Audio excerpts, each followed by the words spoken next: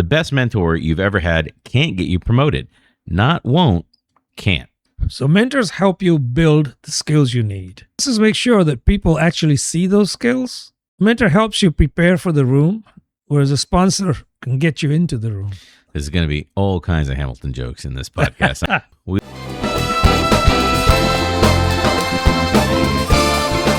love mentors. Just stop waiting on them to help you with your promotion.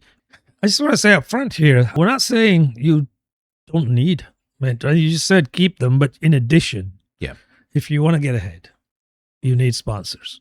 That's right. And if you want to stay ahead, you can. I was trying to segue into. Welcome back to Arguing Agile. If this is your first time and you want to stay ahead, I'm your host, Product Manager Brian Orlando. This is my co-host, Enterprise Business Agility Leader, and the Duke of the Daily Stand-Up, Mr. Om Patel. So today, I would like to talk about mentors versus sponsors. It's really going to be sponsors more than talking about mentors, but we're going to make the category one will be the distinction, right? So that's where we're going to talk about it. And what I see as the biggest differentiator between the two is that mentors cannot promote you. I mean, they probably could, but then they'd be stepping outside the bounds of like the sage mentor. See, the wizened Obi-Wan Kenobi over here. You know? Yeah, I'll hold my thought because not all sponsors can promote you either or get it. But that's later. Cutting ahead in the podcast now. So if that sounds harsh, and I know some people are going to say, "Oh, Brian, that sounds harsh. Mentors can't promote you, but they do so much." And then who knows? Maybe we might be those people here in another segment or two. But it's because a lot of people who do not understand the differentiation between the two have never been the hiring manager sitting in the room or with the actual people who decide who gets promoted, who gets a big bonus, who gets whatever. And they never had to lobby in the room where, the power actually is. I've been there. I've been a hiring manager. I've had a whole team that I've had to do this kind of lobbying for. So this is going to be a touch and go podcast is what I'm saying. The best kind. So today I want to draw the line between a mentor and a sponsor so cleanly that you will not confuse them again. So we will show you the 3 quiet ways that a so-called sponsor may fail you, which is where you were kind of going with that one. It's like, the so-called sponsor. We're going to help you catch that your sponsor is failing you before you wasted 2 years in a dead-end job that you thought was a really great opportunity. And then we'll give you the exact questions to ask to help separate someone who advocates from someone who just advises. Because like you said, there's a lot of sponsors that are a little wishy-washy is what I'm saying. Yeah, so, and then stick around to the end because we're doing the new thing at the end where we give you the one sticky to rule them all. The one sticky to put on your monitor to help you out, to remember to be looking for these things. And the nuggets from this creamy nougat from this podcast. So there we go. So if the decision happens in a room that you're not in, here's the quick and dirty test. Mentor talks to you. A sponsor talks about you when you're not in the room. So advice is cheap and safe, and advocacy costs something. I would have added a Hamilton joke here if I could have figured out how to talk about the room where it happens. I think I'm going to have that running issue on the rest of this podcast. Whole day. I'm just going to keep trying to insert it, and it's not going to work anywhere in here. A sponsor spends their own reputation. That's kind of what I want to say. They try to look for opportunities for you, push you ahead, lift you up. They lift you up where you belong. That's what I'm saying. It's costing the sponsor some currency, That's right. For your benefit, by the way. But just to quickly touch on the line you just had, they're advocating for you even when you're not in the room. Mm-hmm. So you might ask, how do I know that then? That is happening. Yeah. Trust me, you will know. Keep your eyes and ears open. You will hear from other sources that, hey, I see so-and-so spoke very highly of you, right? You're available for a project that we have coming up. In this, when preparing for this podcast, I ran across this Carla Harris TED Talk from 2018. Super short. It's like 13 and a half minutes or something like that. Just short of 14 minutes, I believe. We're not going to watch it here on the podcast, but I do think it's worth the 14 or so minutes, or especially if you watch it on like 1.5 speed or whatever. It's even like 10 solid minutes, 8 minutes, whatever it is. It's worth watching. It's a good story. She tells some good stories in there. But we're going to use some of the examples from that TED Talk in this podcast. It's sort of framing as we talk through these categories. Yep. But as you know, it wouldn't be a podcast if there weren't a Steelman category. Steelman. Gotta have that Steelman. Hey, just find powerful friends. Is that what you're telling me? Just gotta find powerful friends? Yes. That's pretty much it. But the how part, it's not so straightforward, right? So, not everybody wants to be that person who wants to vouch for someone else. Yeah. Yeah. Sponsors spend capital. Mentors spend time. That's an interesting one to be a Steelman. That's the academic is saying, like, that's what the sponsors do. They spend capital. I'm not sure if that is that pushback? I'm not even sure if that is pushback. I think so. I think this academic point is really more from a definitional point of view. Right. Yeah. But so are we saying then a cynic might say, not this cynic on the on the screen, but cynic might say, well, so sponsors don't spend time? Mm-hmm. They do. They probably spend more time than you could. Then it's visible to you. Right. So you might not appreciate it as much, but yeah. I understand the academic. It's just a definition, right? Sponsors spend capital, mentors spend time. And the practitioner one here, which I think is a great one, because this is true at different times in your careers and in different amounts in those times in your careers. Is the practitioner will say, oh, I need both. I need a sponsor who's constantly looking for opportunities for me, and I need a mentor, someone to go to ask the hard questions, who's not going to just tell me what I want to hear. Not AI. That's what I'm saying. I need a not AI mentor who's just going to say, you're absolutely right, Brian. Oh, now that you've mentioned it, I'm going to say here, AI cannot be your sponsor, guys. Oh, I thought you were going to say, you're absolutely right, Brian. And I was going to flip the table. It was going to be a problem. Oh, goodness. So you mentioned something about how to ask for sponsorship, kind of as an off comment, but it got me thinking, because she did the Carla Harris TED Talk, 517,000 views. It's got about 500,000 views. January 9th, 2019. It's called How to Find. Why am I not showing the wide angle? It's called How to. Oh no, her head's cut off. It's called How to Find the Person Who Can Help You Get Ahead at Work by Carla Harris from January 9th, 2019. Yeah. Okay. There's like remarkably not any real information in this. There's like a 3-sentence Wall Street veteran, Carla Harris. They want you to watch the whole thing. Anyway, let's listen to what she says. Let's listen to her answer to the question that you asked. Right? Wait, I need to unmute desktop audio. Hang on one second. Good thing I remember to do this. It's really important that they have those three things. And then once you have identified the person, how do you ask for one? The script goes like this. Jim, I'm really interested in getting promoted this year. I've had an amazing year, and I cannot show this organization anything else to prove my worthiness or my readiness for this promotion. But I am aware that somebody has to be behind closed doors arguing on my behalf and pounding the table. You know me, you know my work, and you are aware of the client feedback. And I hope that you will feel comfortable arguing on my behalf.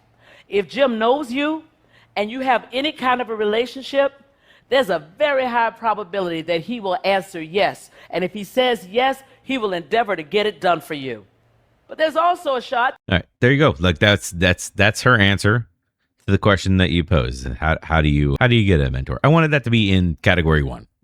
Or sorry, how do you get a sponsor? I wanted that to be in category 1, because it pretty directly informs the audience, or it pretty directly answers for you listening. How do I know? Ask somebody. Well, that's pretty straightforward.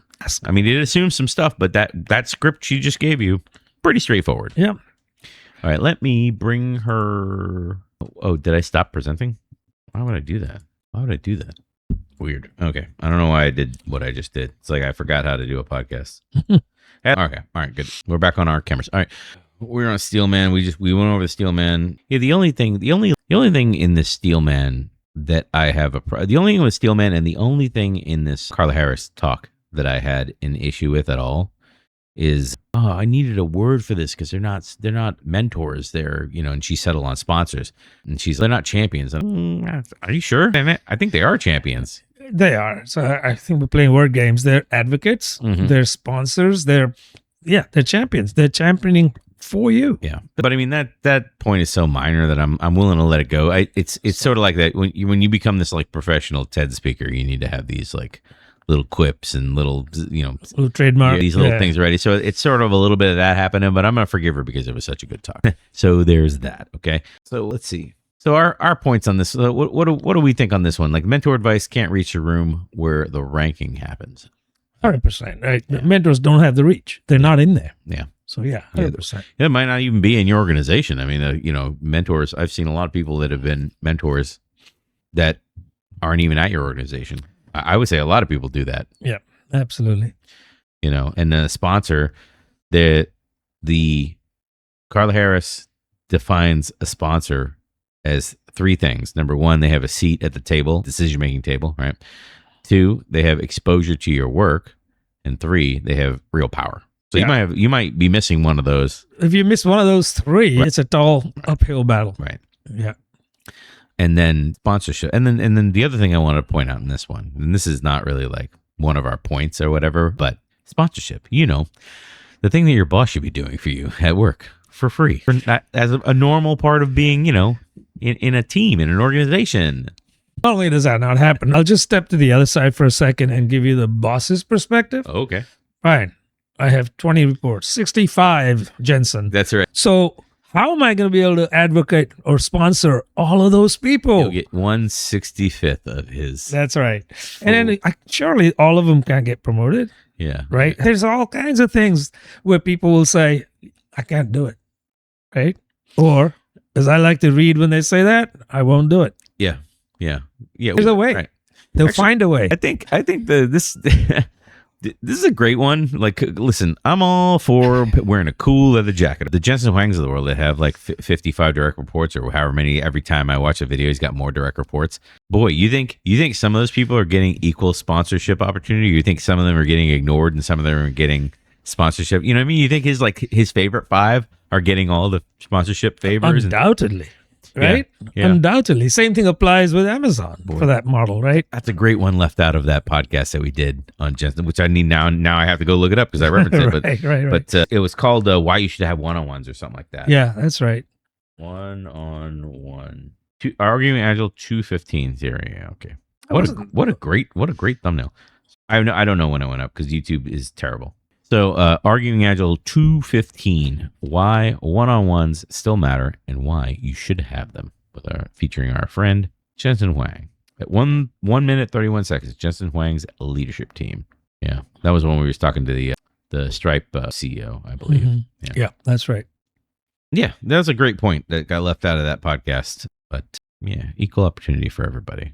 Or not. Equal for those that want to move ahead and you kind of advocate for, and equal for those that you don't. That's right.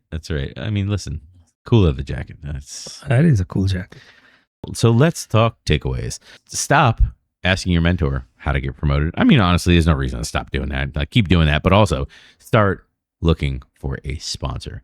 Like, can you name your sponsor out loud? Do you know if you have one? Do they sit where the decision happens? Do they have are they on the 3 categories that we talked about? Do they have the power?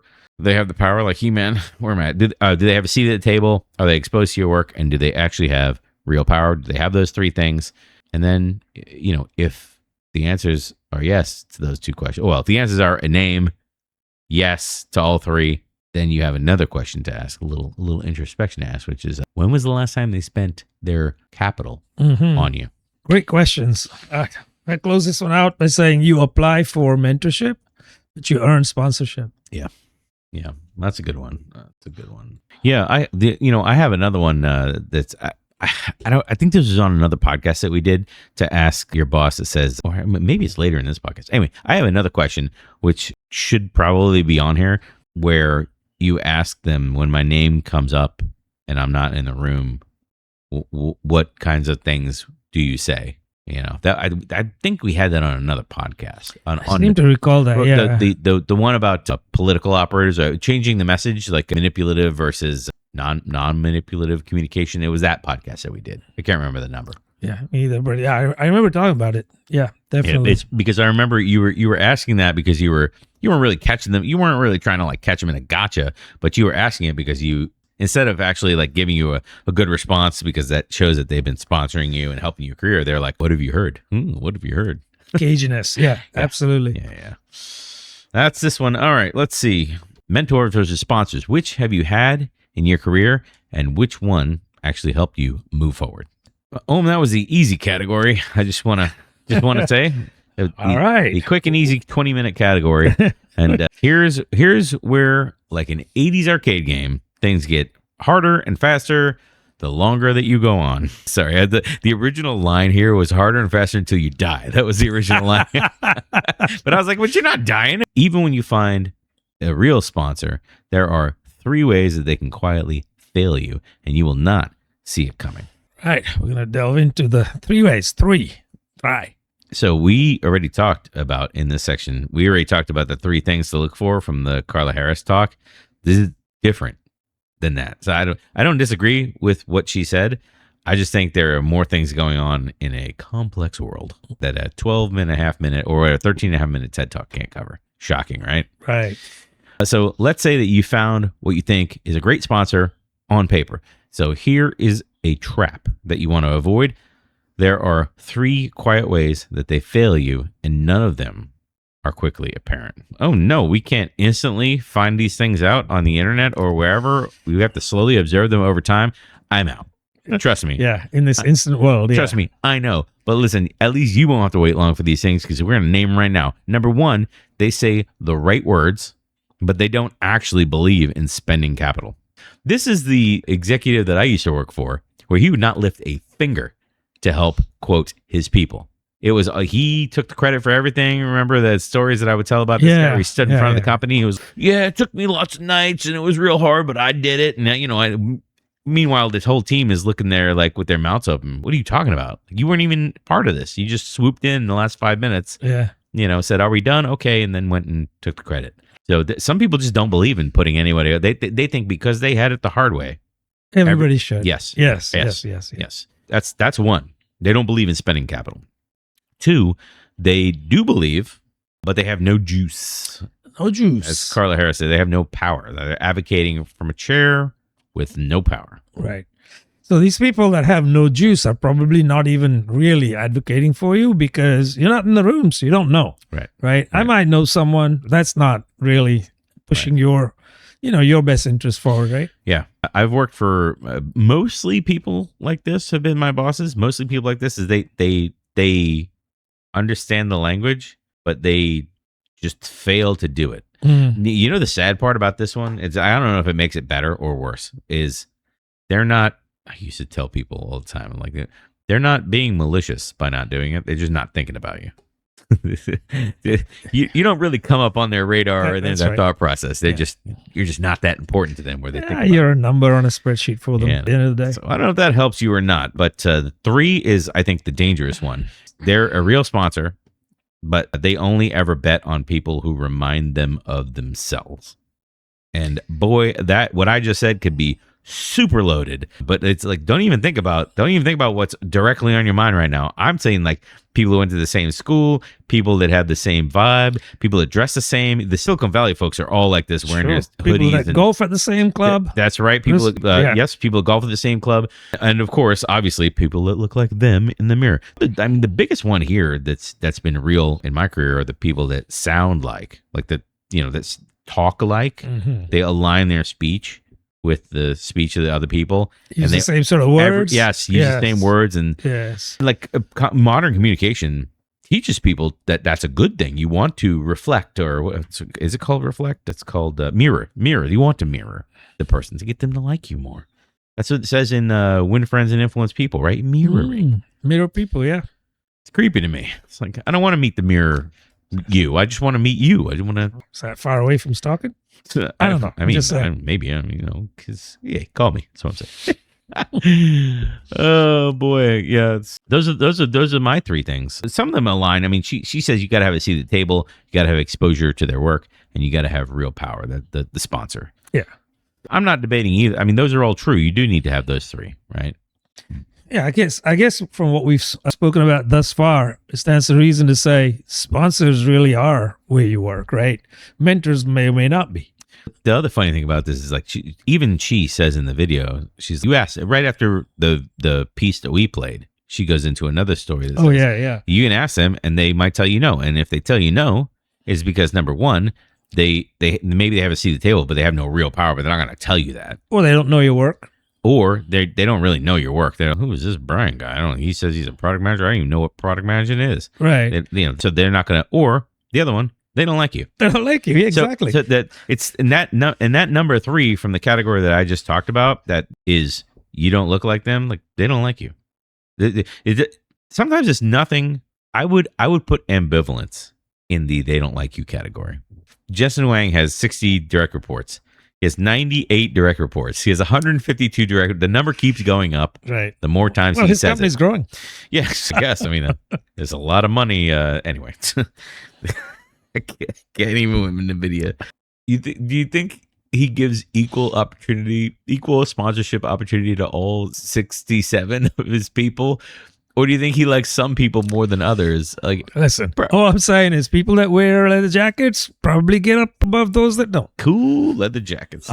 So yeah, I mean, they don't like you. Also, is like they don't not like you either. They just feel nothing. Right. So you know that might be another reason why, you know. So that goes into that. It goes into that third bucket, which is again why it's a very dangerous bucket, and that's putting off of the table anything that anyone would have thought of before I clarified of like, you know, race and gender and all that kind of stuff, kicking all that typical stuff that people would talk about out of the conversation. It's still pretty bad. It is bad. There is nothing good in this category, sadly. Oh boy, as long as there's nothing good in the category, you know what we can put on the screen?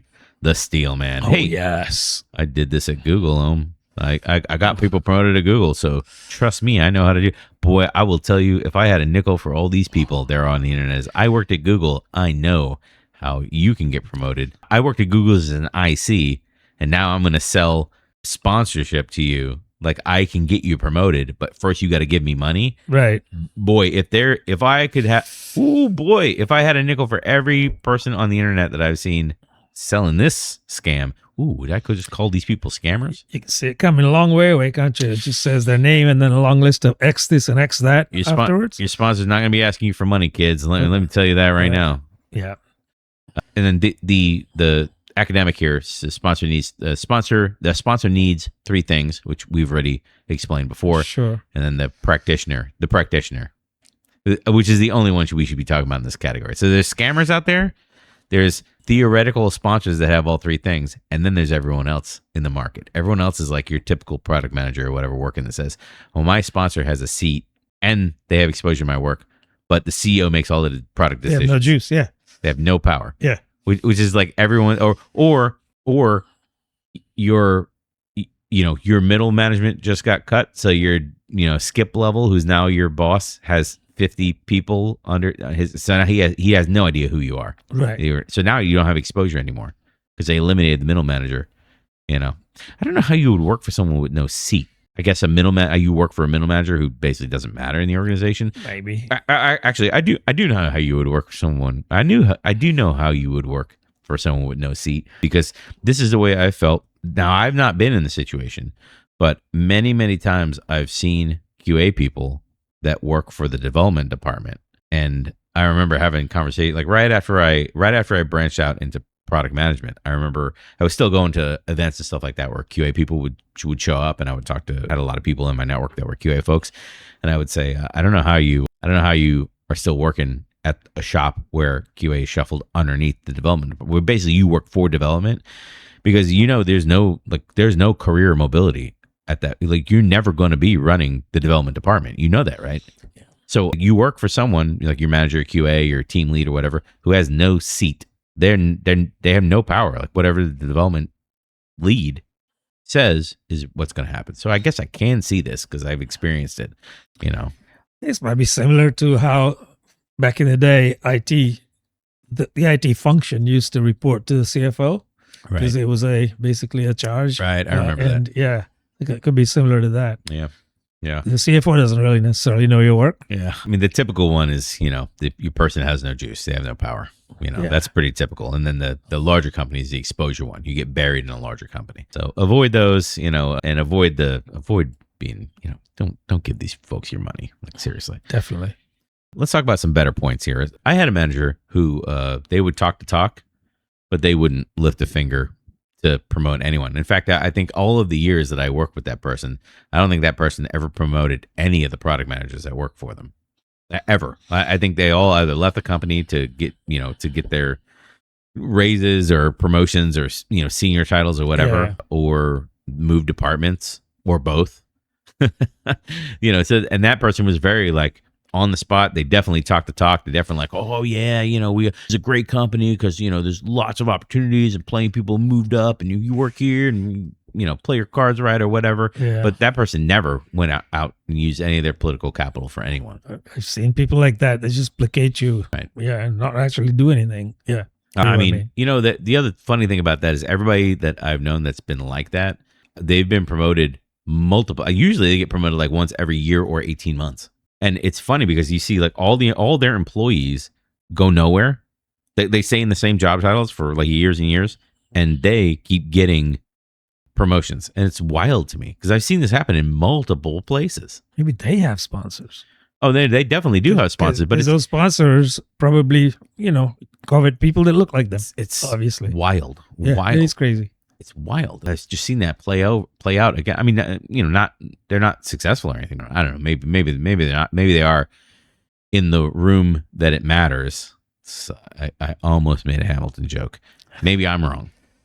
This is a good one because I think I might be wrong here. Is while I'm over here like knocking out widgets and making customers happy, they're over here applauding. Listen, so what's said behind closed doors might sometimes have only a passing resemblance to what's happening on the other side of the real world. Yeah. So there is that. The other one in this category, this is the one that I really wanted to talk about. I really wanted to frame this whole category around this one, but I couldn't because it's too niche of a topic. Yeah. Agile's flat org gospel. It pushes advocacy underground because the flatter you make the org, right? If you got Mark Zuckerberg over here trying to get rid of all middle managers, and like it's a trend right now, right? So what happens in a world where there's no middle managers? There's just like the people at the top and the and the workers. All this advocacy, like the people at the top, maybe they do a little bit of this advocacy.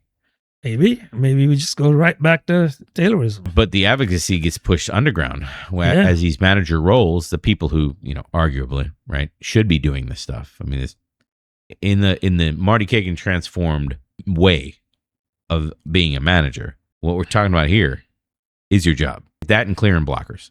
Yeah, that's it. Yeah. But so without a middle layer there, I mean, it goes underground, and the issue with it going underground is that's even less fair. Just less of it's visible, first of all, right? Nobody knows what's happening. Suddenly you see, Joe or Mary just boom. Well, also, like what we talked about before is the sponsors who only look for lifting up people that look like them or act like them or talk like them or have the same whatever specific beliefs or whatever. And then everybody else. And then the everybody else is it's not written down as a policy. It's just these people happen to be falling into these buckets. So I don't know. It's very, very weird. Weird it is. So if you're in such an organization, this is where you get that advice from us again, right? Keep that resume updated, folks. So audit your sponsor. Let's go here to takeaways. Let's go here to the takeaways. Audit the sponsor that you have for belief, power, and breadth. That breath with a D. Can't say that word. Sounds like I'm saying breath. Make sure they're breathing. That's what I'm saying. That's right. Check your sponsor early and often. That's what I say. Belief, do they spend capital or do they just talk words? Are they just jibber jabbering at you? That's right. That's it. Mr. Right. T, insert Mr. T here. Jibber jabber. Pity the fool. That's right. Power, they have a real seat. Or is their chair symbolic or title symbolic? I've been in organizations where people had titles because the organizations merged and they didn't want to like upset that person. So they gave them a title, but then took all their money away, but they still had that big title. Right.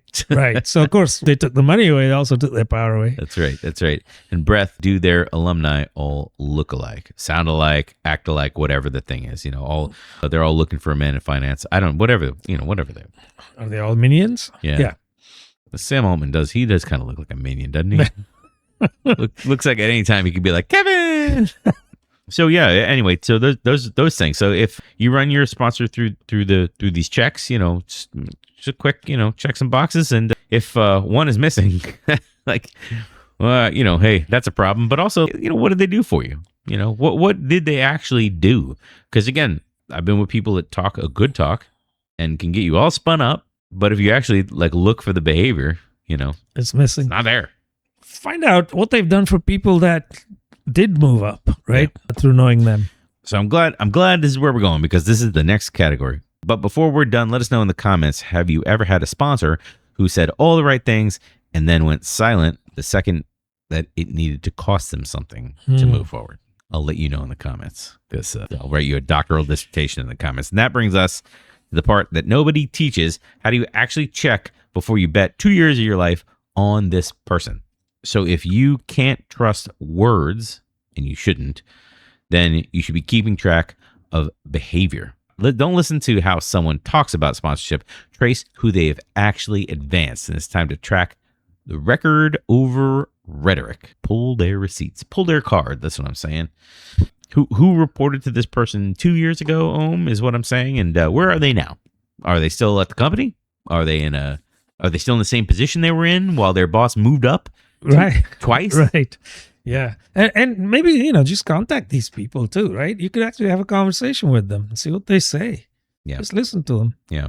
This is alumni tracing right here. This is all every time the college calls me up and is like, Brian, would you like to donate? And I'm like, no, I won't. Don't trace this alumni. Yeah, that's right. Don't trace this alumni. But that's exactly what it is. Would you like to donate? And I'm like, no. Your boss is doing the same thing. Would you like to donate to my career? No. Get out, That's Timmy. right. There'll be no Christmas ham for you. Bob Cratchit, get in here. Like, what? That's, oh boy. Like, listen.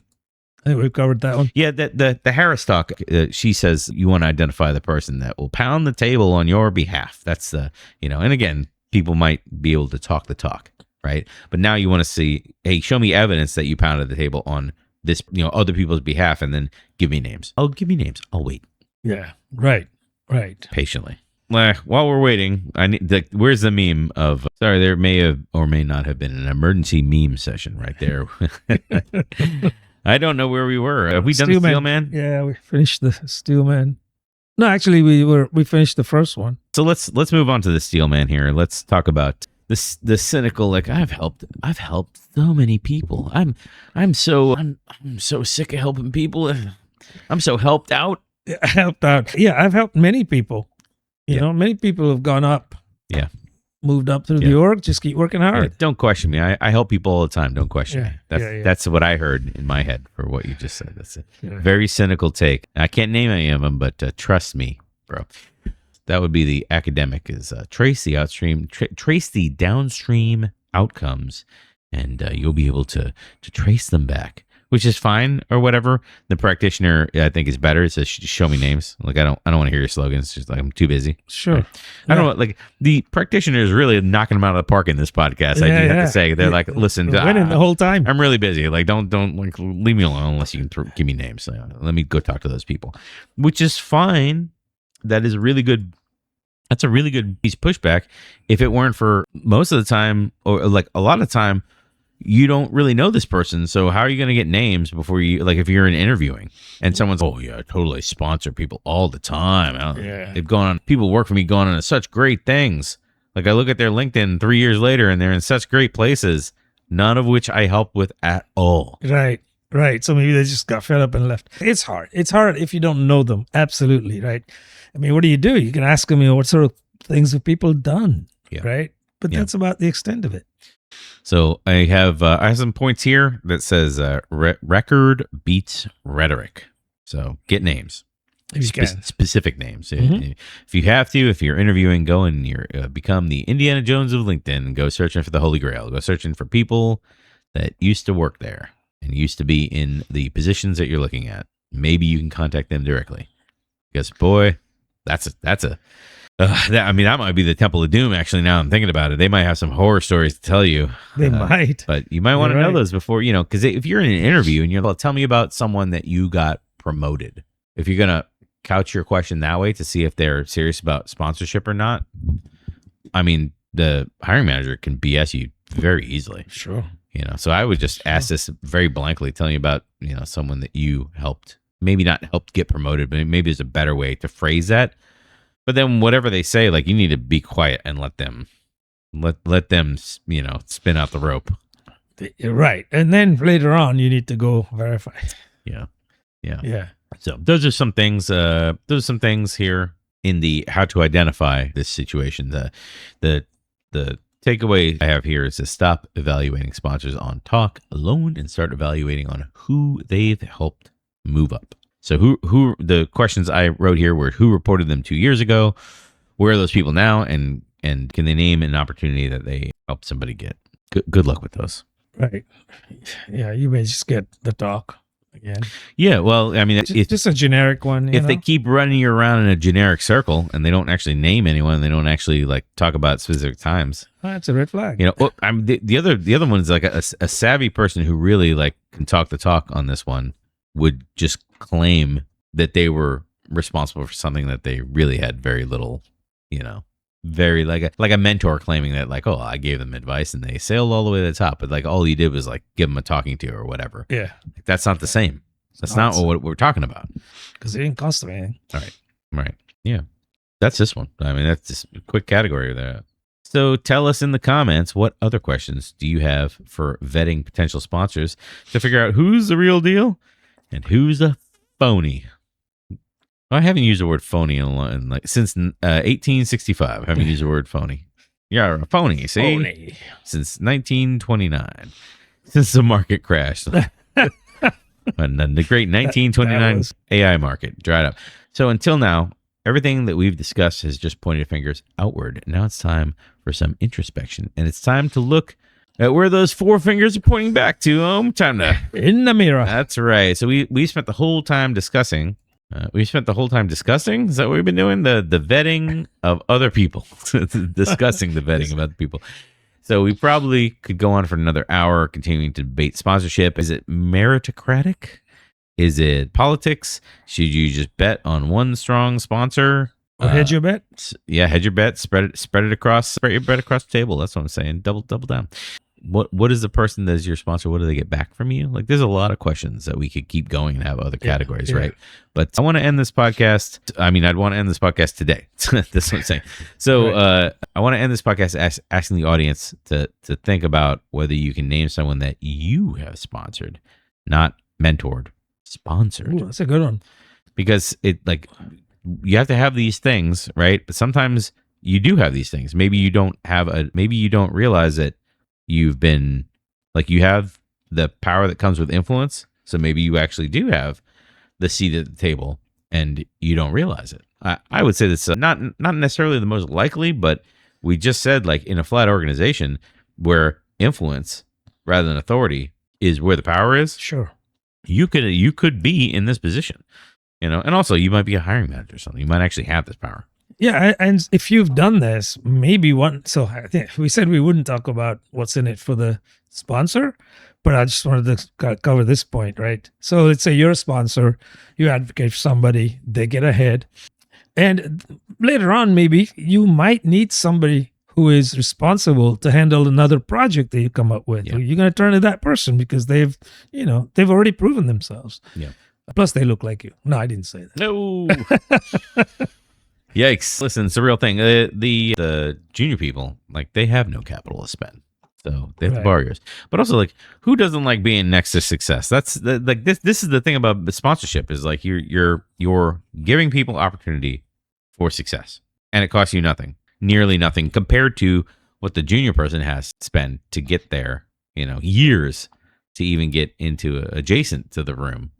Stand outside in the hallway of the room or whatever. Sorry, I just got done.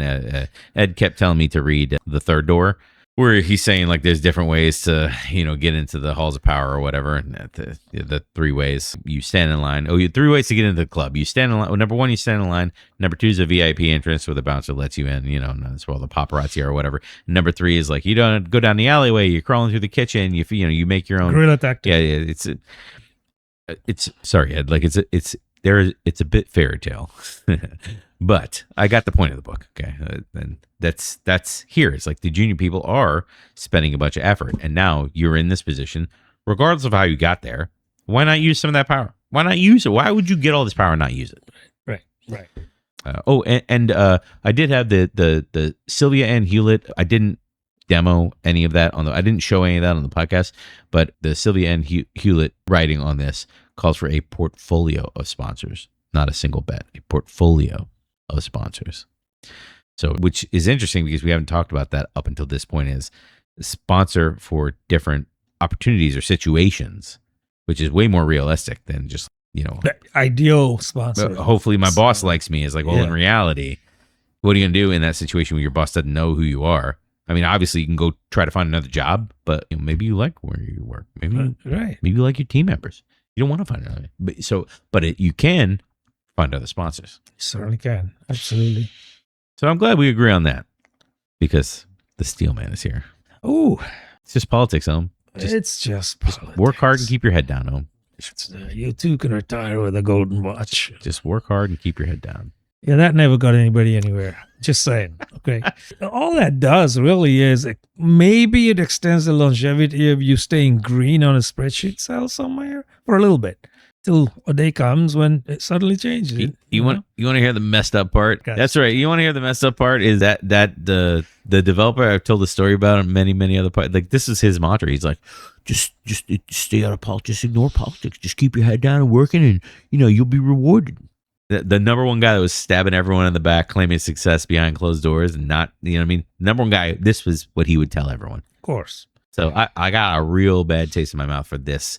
Whenever I hear this, my brain immediately switches into, what are you hiding?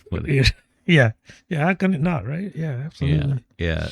The academic viewpoint of you should spread your bets out and your sponsorships in a portfolio.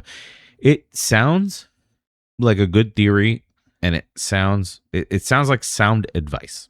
I think of the three, this time the academic actually wins in my book, right? Spread your bets, because you could spend time working with a sponsor, and then what happens if they find another opportunity? You're back to ground zero. Yeah. So if you spread your bets, like it says here, multiple, for different reasons, multiple sponsors, at least you got something to fall back on.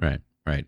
And I mean, just because this is what my life is right now, is, cold calling, not firing off messages and emails at people who don't know me on the internet.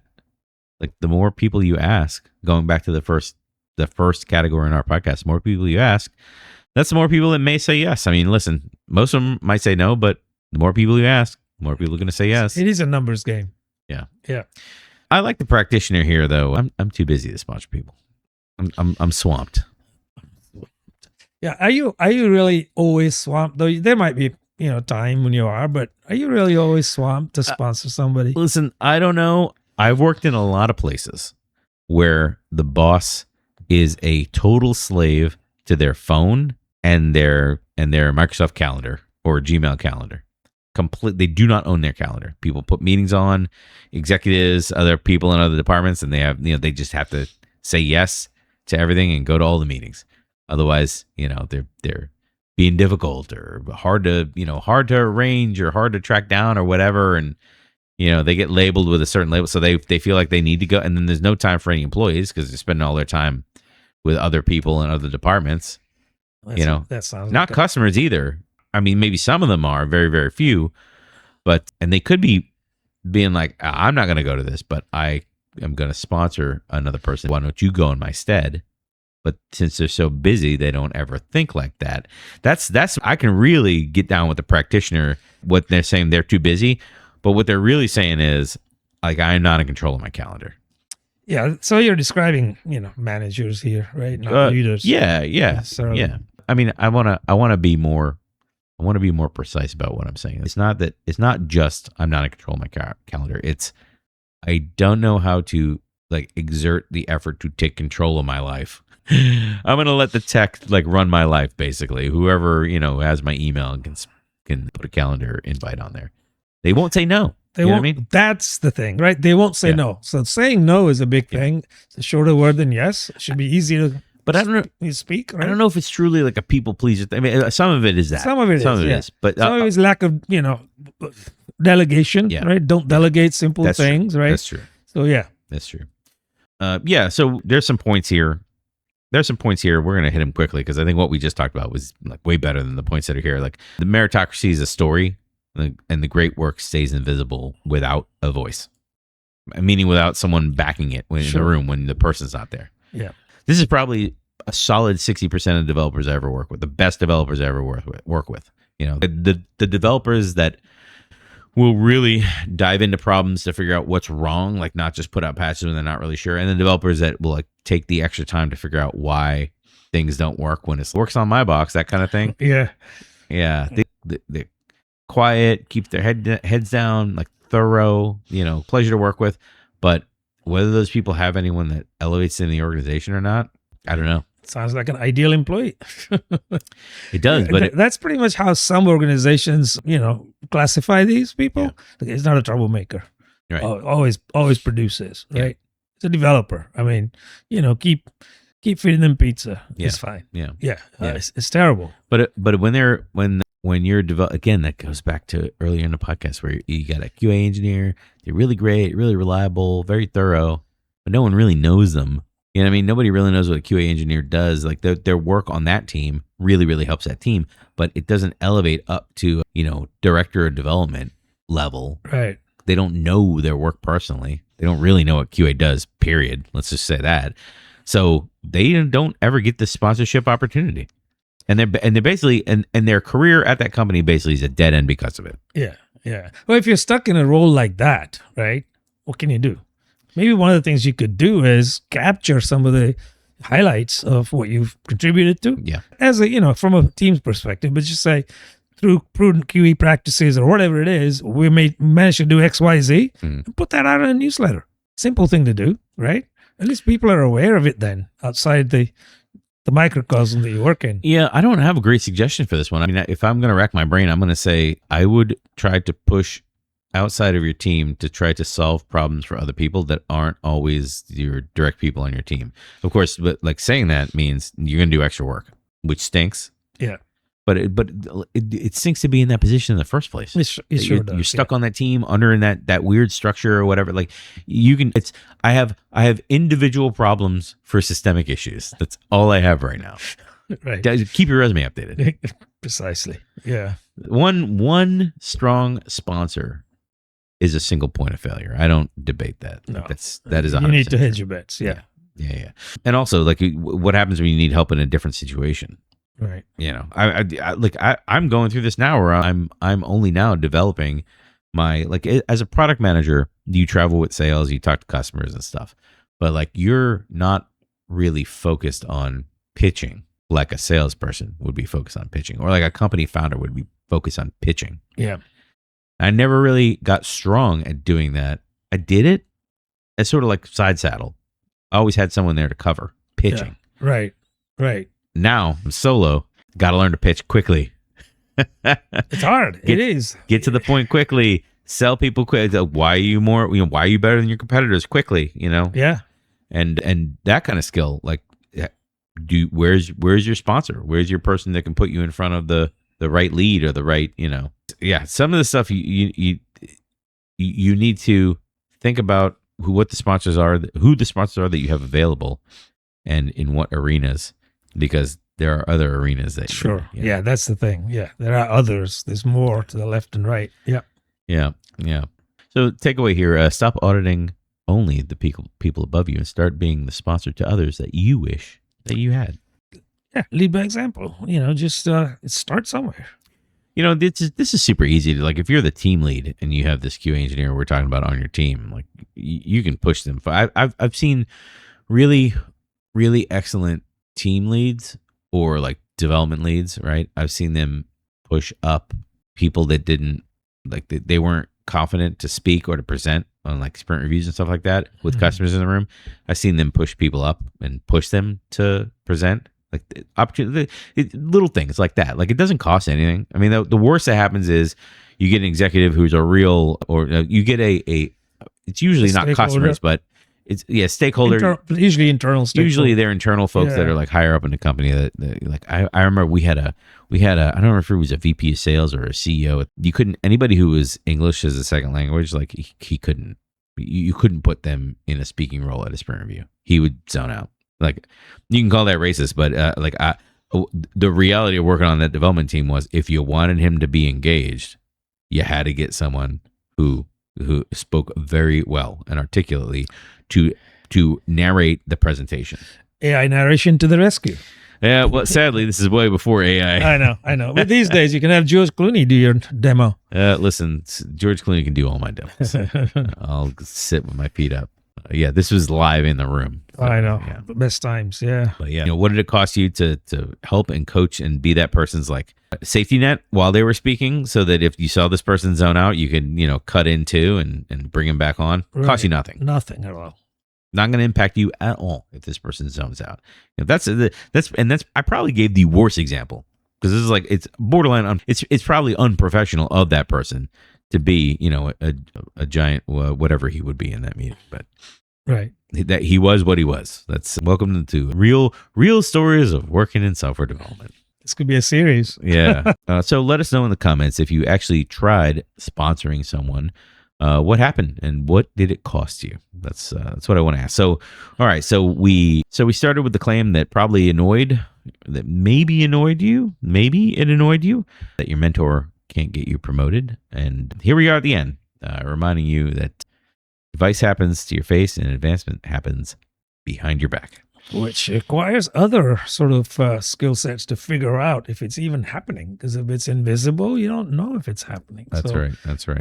Third party, fourth party people talking about your sponsor saying good things about you, that's an indication right there. Yep. So as promised, here is your sticky note at the end. Let me see if I can put it on the screen between us so I don't have to keep flipping. I have none of that. So speaking of your sticky takeaway, like sticky rice, that's right.